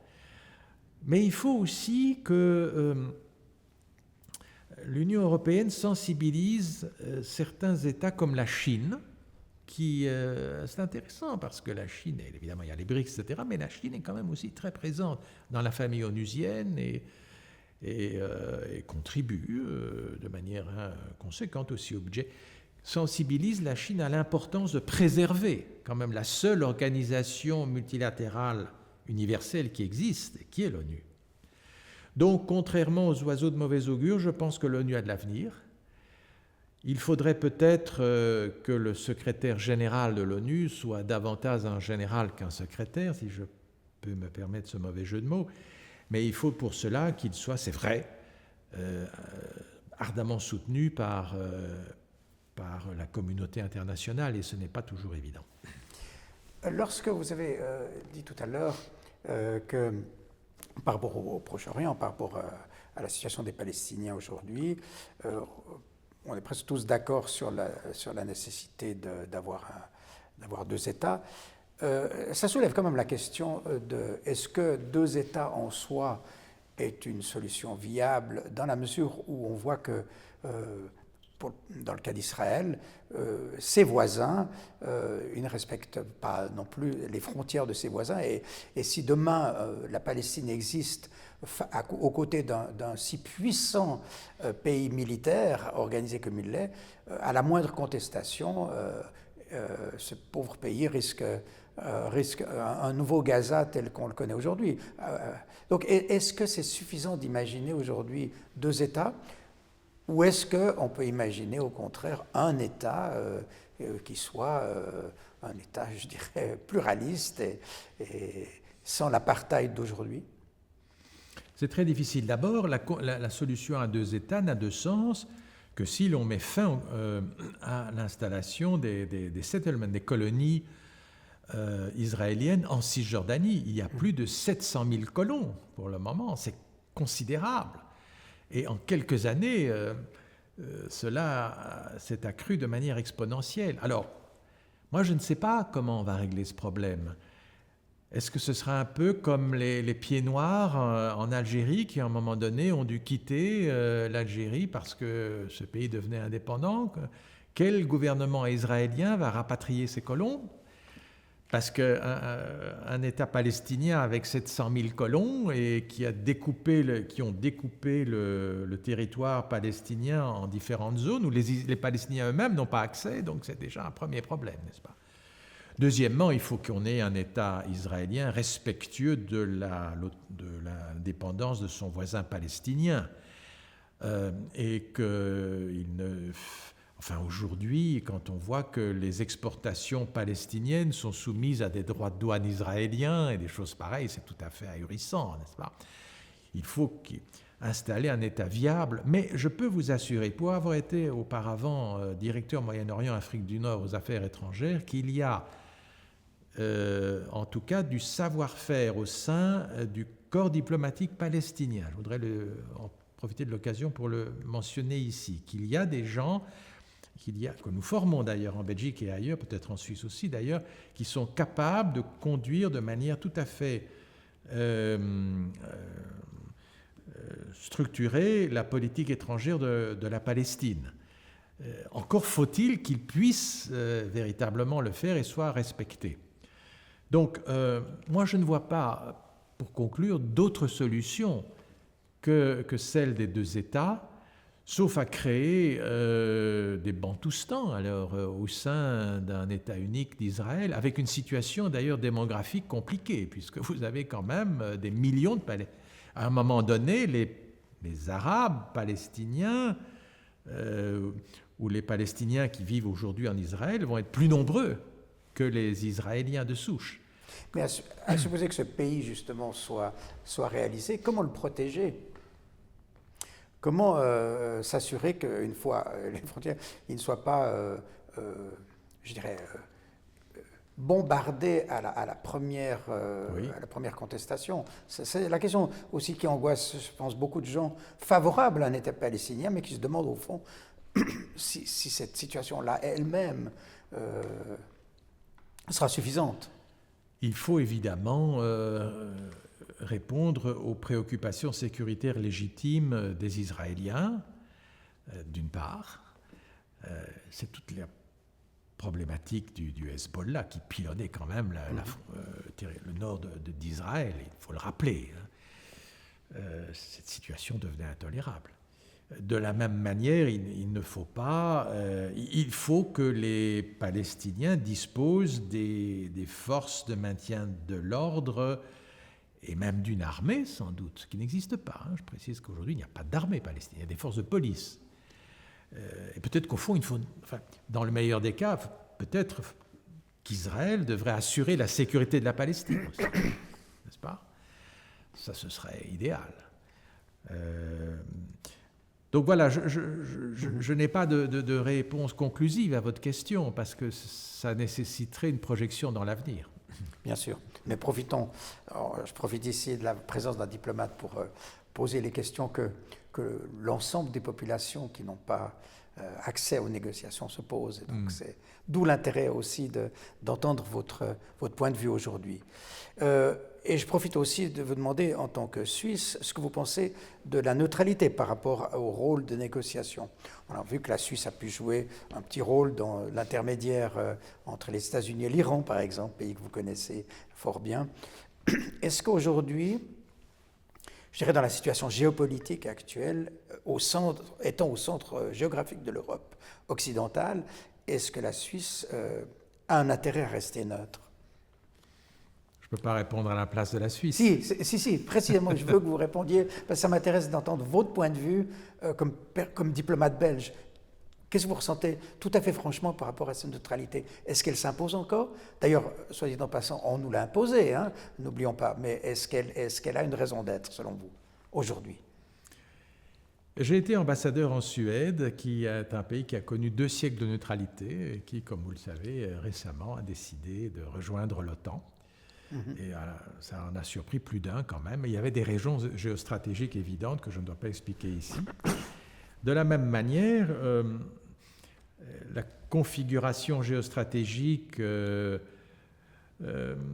sur le continent européen, me semble-t-il, devrait sans doute inciter la Suisse, en tout cas, à se rapprocher de l'OTAN, peut-être pas en faire partie, mais et peut-être que c'est déjà le cas, je ne suis pas un militaire, il y a peut-être déjà des exercices conjoints entre l'OTAN et les forces militaires suisses. Il y a probablement de l'interopérabilité, comme on dit, entre l'équipement militaire suisse et l'équipement otanien, etc. Mais je crois qu'effectivement, la sécurité de la Suisse importe beaucoup aux yeux des Européens, en général.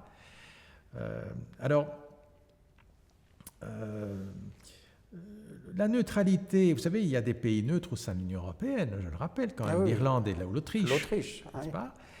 Et diplomatiquement, je vois très bien l'intérêt qu'on peut en retirer. L'Autriche, comme la Suisse, accueille des médiations internationales plus facilement, sans doute, que d'autres États. Dans le cas de la neutralité autrichienne, c'est inscrit dans la Constitution et on me dit que ce sera très difficile de s'en défaire.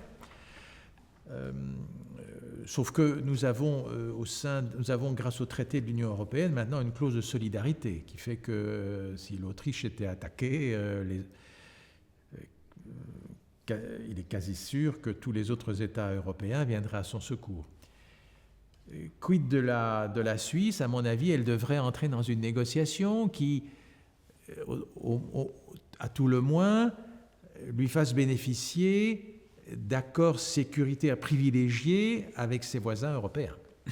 Alors, parmi les gens qui, dans le débat, en tout cas en Suisse, sont réticents à l'égard d'une éventuelle appartenance militaire à l'OTAN, il y a l'idée que, souvent la critique qui est faite, c'est que principalement, c'est que ça n'est pas véritablement, l'OTAN n'est pas vraiment une force européenne, mais elle est beaucoup trop assujettie à la volonté américaine, dont aujourd'hui on voit que, suivant le président, ça peut changer pas mal de choses. Comment est-ce que vous répondez à ces réticences que l'on a, ce qu'on entend souvent à l'égard de l'OTAN, d'être beaucoup trop assujetti au diktat américain? Ah, ce n'est pas faux. Ce n'est pas faux. Sauf que le message du président Trump, lorsqu'il était président, et maintenant encore durant sa campagne, c'est de dire aux Européens, vous allez devoir assumer une plus grande charge du fardeau. Mais si tel est le cas, est-ce que ce n'est pas justement de pousser l'Europe? Enfin, je veux dire, est-ce qu'indirectement, Trump ne suggère pas, sans le vouloir, mais en fait, une forme d'autonomie que l'Europe pourrait avoir? Parce qu'au fond, c'est l'Europe de défense, enfin, rêvée à l'époque par les fondateurs européens, c'était justement d'avoir une autonomie et de pouvoir parler comme une je dirais, comme un ensemble de nations autonomes. C'est vrai, sauf qu'on n'y est pas. Maintenant, je crois qu'on aura dans la prochaine Commission européenne un commissaire en charge de la défense, mais d'une manière générale, la politique européenne de défense est bien en dessous des attentes. Et nous avons au sein de la famille européenne des pays comme la Pologne, les pays et autres qui vous disent la seule véritable garantie de sécurité qui compte, c'est la garantie américaine. Et qui demande d'ailleurs l'installation de bases américaines en Pologne, etc., pour bien ancrer. Qui vous disent, voilà, et on peut les comprendre. On peut les comprendre. Je rappelle d'ailleurs qu'il y a des armes nucléaires américaines qui sont installées dans différents pays européens de l'OTAN, sans que cela suscite une difficulté particulière. Alors, sauf que, évidemment, celui qui appuiera sur le bouton, c'est le président américain, bien sûr, et ce ne sont pas les Européens qui décideront de l'utilisation de l'arme nucléaire installée sur leur territoire. Donc voilà. Alors oui, est-ce que ça va renforcer une dynamique pour créer véritablement une défense autonome? Oui, c'est en tout cas l'objectif. Mais un exemple. Je disais, j'ai été ambassadeur en Suède.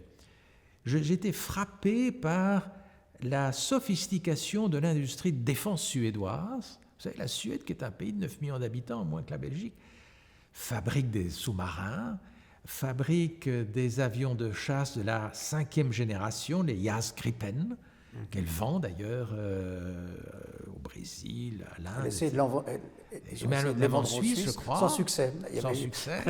Il y a une grande campagne à un moment donné. Alors, vous avez la Suède, vous avez la France avec les avions Rafale, qui sont des avions sophistiqués, très chers, mais bon, qu'elle a vendu un peu, je crois, aux Émirats, mais qui sinon n'existent qu'en France. Mon pays a décidé, comme les Pays-Bas, d'acheter de l'équipement en matière d'avionique, de l'équipement militaire américain, les F-35. Bon, et nous sommes tous membres de l'OTAN.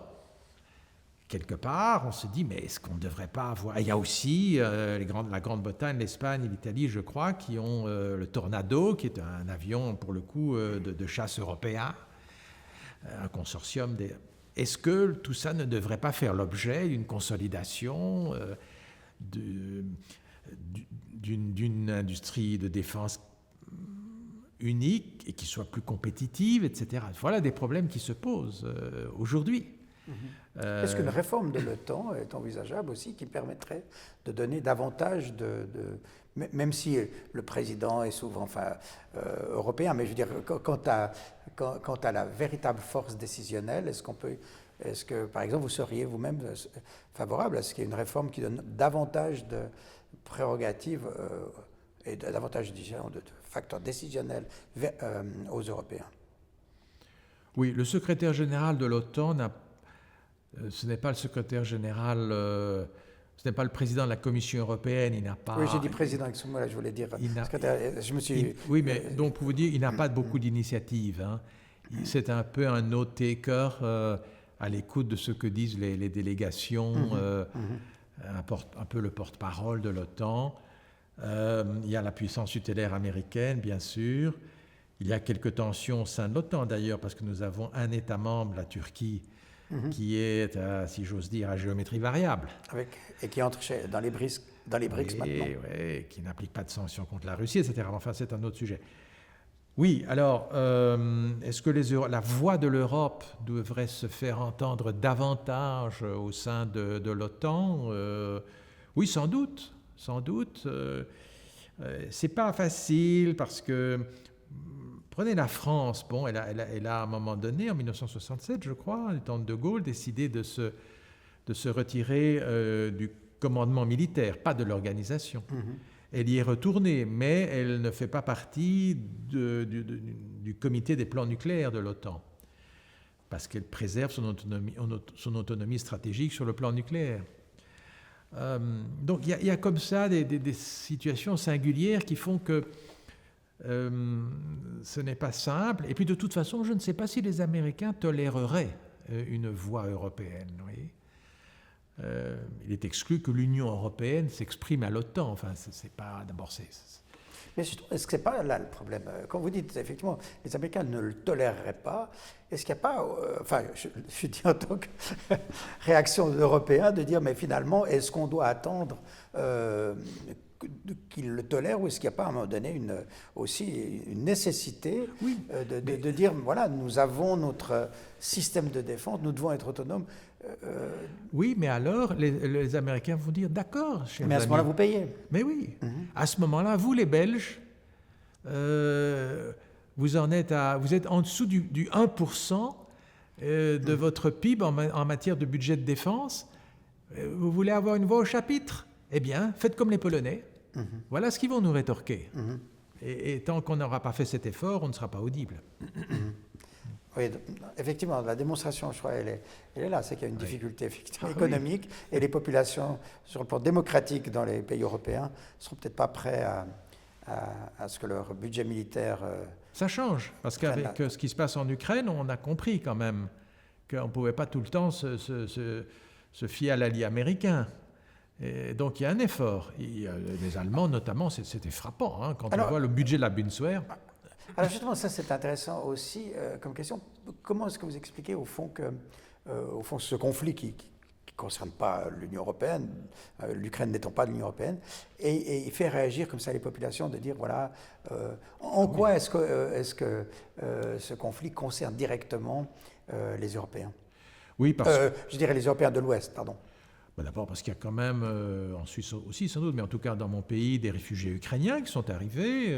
Nous en avons accueilli plusieurs milliers qui, tout d'un coup, on a vu que c'est à nos portes, que les forces aériennes belges et d'autres pays de l'OTAN patrouillent dans la Baltique pour rassurer les États baltes, parce qu'eux, ils sont véritablement très exposés. Donc tout ça a créé dans l'opinion quand même... et dans les médias, accentuer une forme d'inquiétude au sujet de l'Ukraine, même si on a eu auparavant la guerre dans les Balkans, et donc on sait ce que c'est que d'avoir une guerre à nos portes, qui ne s'est pas étendue, c'est vrai, sur le territoire de l'Union européenne, mais... On a eu le cas de la Géorgie qui n'a pas débordé sur le conflit, mais est-ce qu'au fond, au fond, la question qu'on peut se poser, c'est ce conflit russo-ukrainien, pour des raisons frontalières de l'Est, est-ce que véritablement on peut considérer que ça a été un danger pour l'Europe, je dirais, occidentale, enfin l'Union européenne, disons? Oui, parce qu'on ne sait pas jusqu'où la Russie, le président Poutine veut s'arrêter.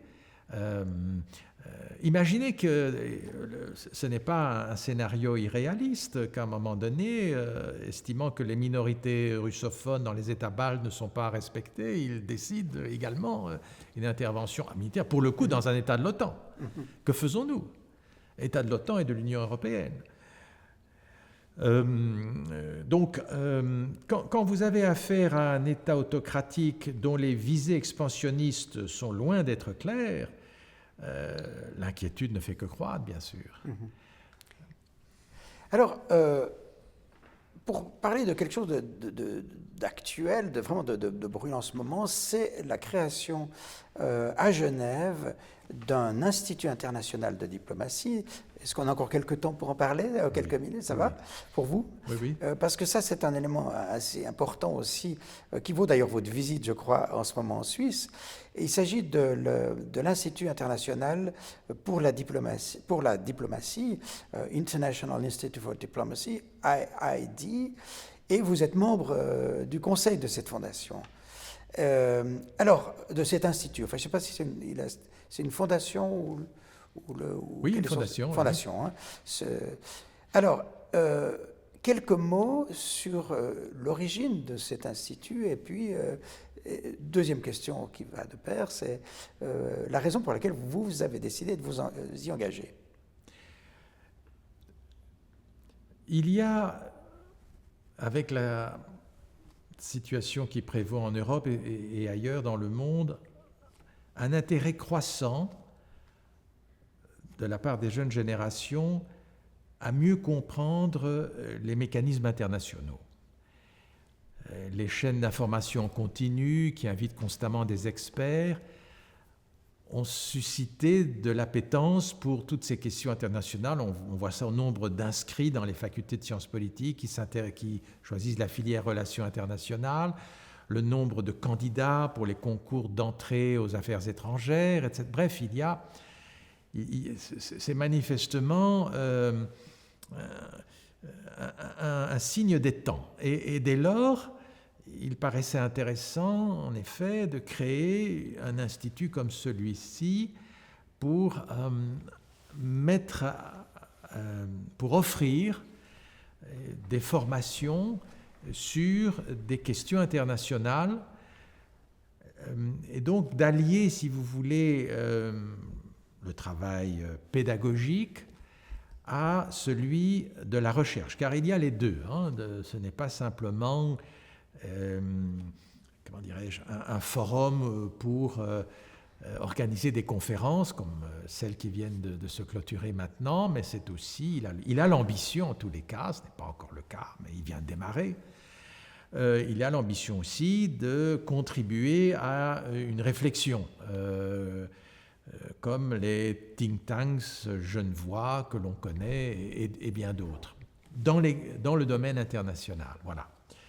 Mais je donnais hier une conférence sur la négociation diplomatique internationale dans le cadre de cet institut et je constatais que le public était assez varié, qu'il y avait des étudiants, qu'il y avait des diplomates onusiens et qu'il y avait aussi des gens qui venaient de la société civile, comme on dit, et qui avaient simplement envie de mieux comprendre les mécanismes de la négociation, pour le coup. Voilà. Alors, il ne s'agit pas de concurrencer ce que font des institutions plus établies ou des universités, mais il s'agit d'une institution qui est petite quand même, avec très peu d'agents permanents, mais qui est souple et qui peut répondre à une demande ponctuelle. Pour vous dévoiler quelque chose, un thème qui, semble-t-il, pourrait faire l'objet de conférences l'an prochain serait sport et diplomatie. Voilà. Bref, c'est donc ainsi que fonctionne cet institut. Et les premières conférences semblent indiquer qu'il y a, à Genève, puisque c'est là qu'il est établi, un réel intérêt et un public qui est prêt à y passer une soirée de temps en temps pour se former. Alors je n'ai pas répondu entièrement à votre question parce que vous m'avez demandé pourquoi moi, voilà, en particulier le Belge, voilà. au milieu des Suisses, j'y suis. Alors c'est dû d'abord à l'initiative du président fondateur de l'Institut, Pablo Demire, qui m'a contacté personnellement. Je n'aurais pas, avant même la création d'ailleurs de cet institut, je ne connaissais pas Pablo auparavant. C'est donc son initiative. Je crois que c'est parce que je consacre une bonne partie de mon temps, depuis que je suis ambassadeur honoraire, comme on dit, à parler et écrire sur la diplomatie et enseigner, et que donc je pouvais utilement contribuer aux travaux de l'Institut. Et parce que peut-être aussi l'idée de diversifier un peu le conseil d'administration en y mettant un nom suisse était une manière d'ouvrir un petit peu les perspectives. Alors, vous parlez de conférences, des conférences publiques, ou oui.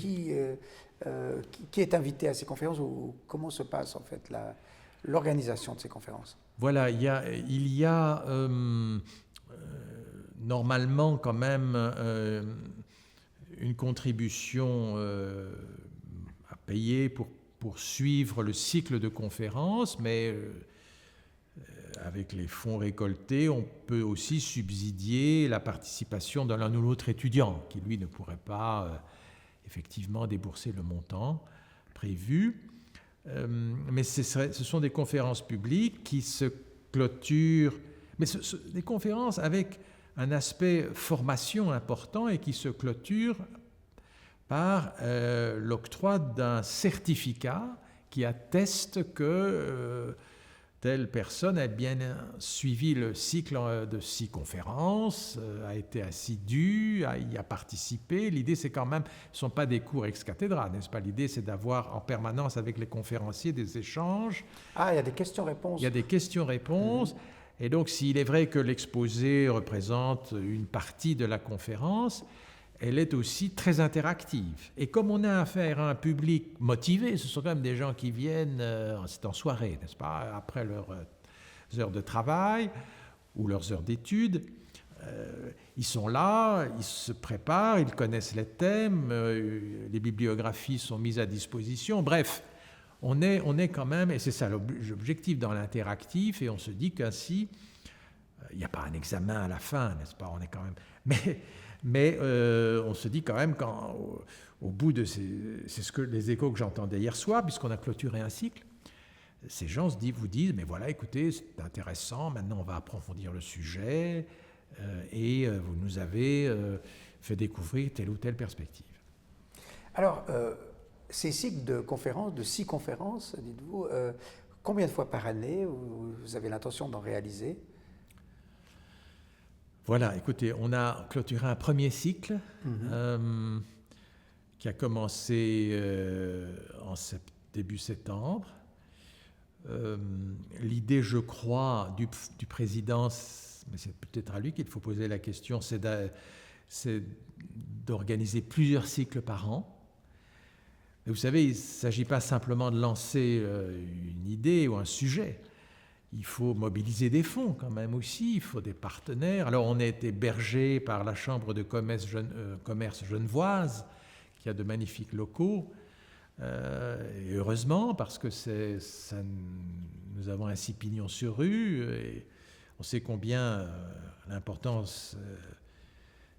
il est important d'avoir des locaux accueillants. Et puis ensuite, il faut s'assurer qu'on a un public motivés qui viennent assister à ces conférences. Il faut quand même... On m'a expliqué, moi je n'étais pas aux précédentes, mais qu'on a en moyenne une vingtaine de participants. Alors, je reviens rapidement sur la Belgique. Une question qui évidemment, qu'on se pose souvent lorsque on songe à Bruxelles, le rôle fondateur de la Belgique par rapport à l'Union européenne, et aujourd'hui le fait d'avoir le siège des institutions à Bruxelles. Qu'est-ce que ça représente pour la population belge aujourd'hui,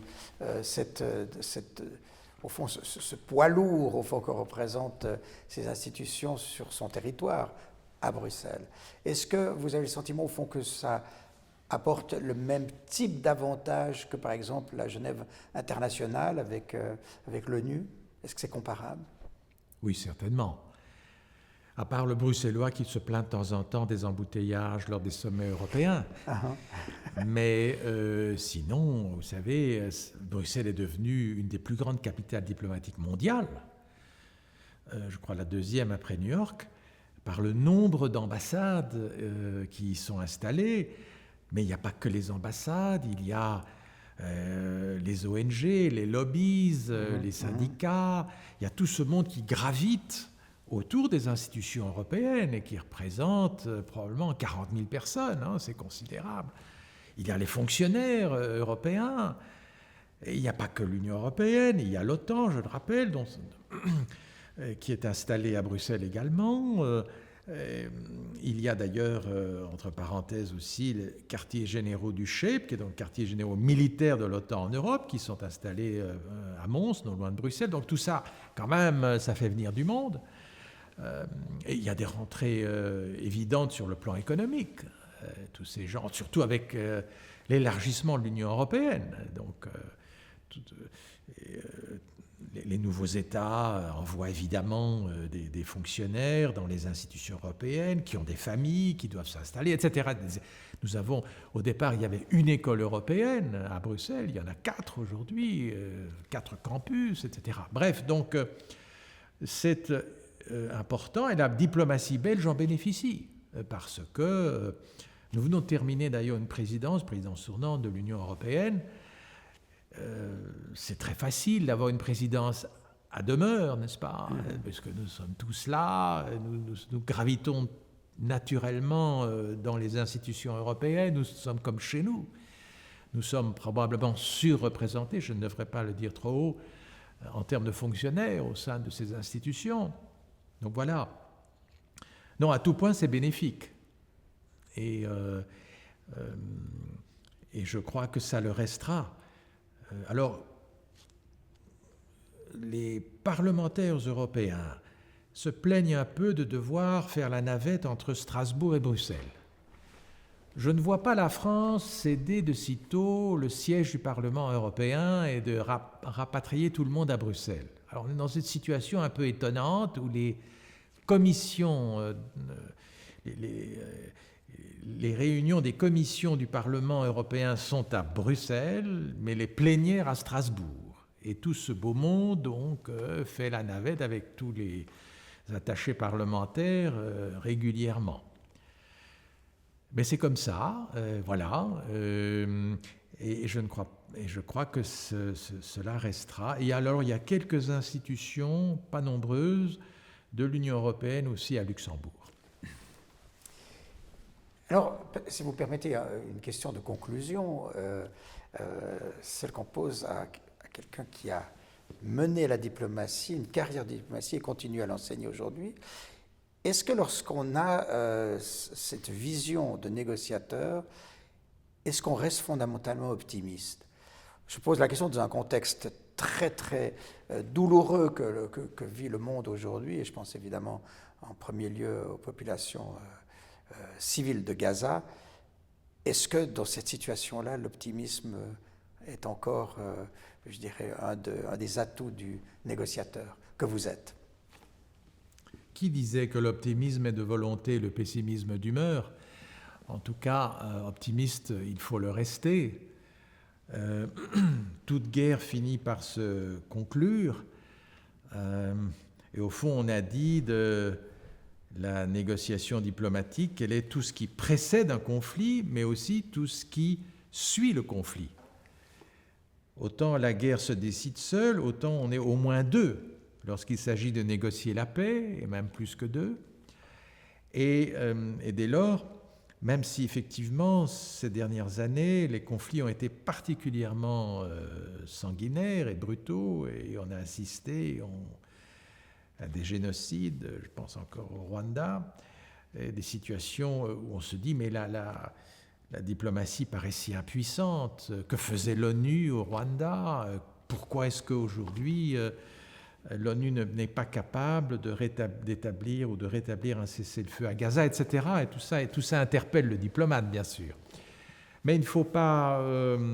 quelle est l'alternative, n'est-ce pas?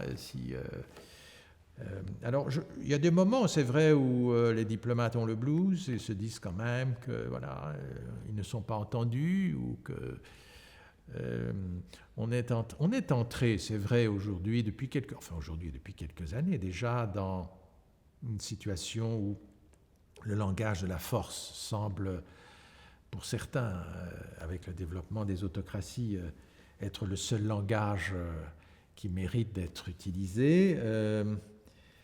Les compromis sont vus comme des compromissions, la patience et le temps comme des formes de capitulation. Donc voilà.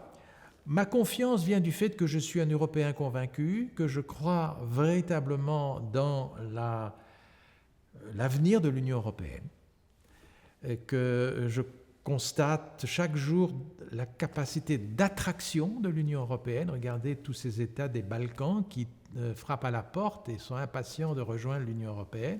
Qui sait, peut-être un jour la Suisse. Et... C'était Spaak qui était venu un jour dire ça. J'ai le souvenir d'une interview de lui restée célèbre où il dit « Un jour, vous serez,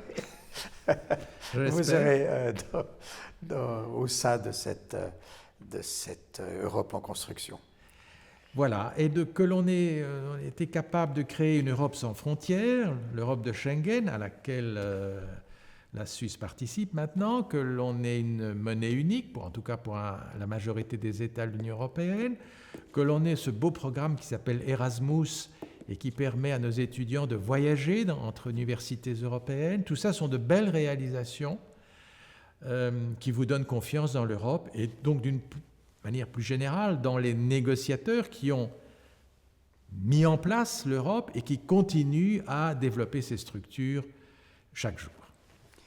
Un grand merci, monsieur. Je vous en prie, avec plaisir.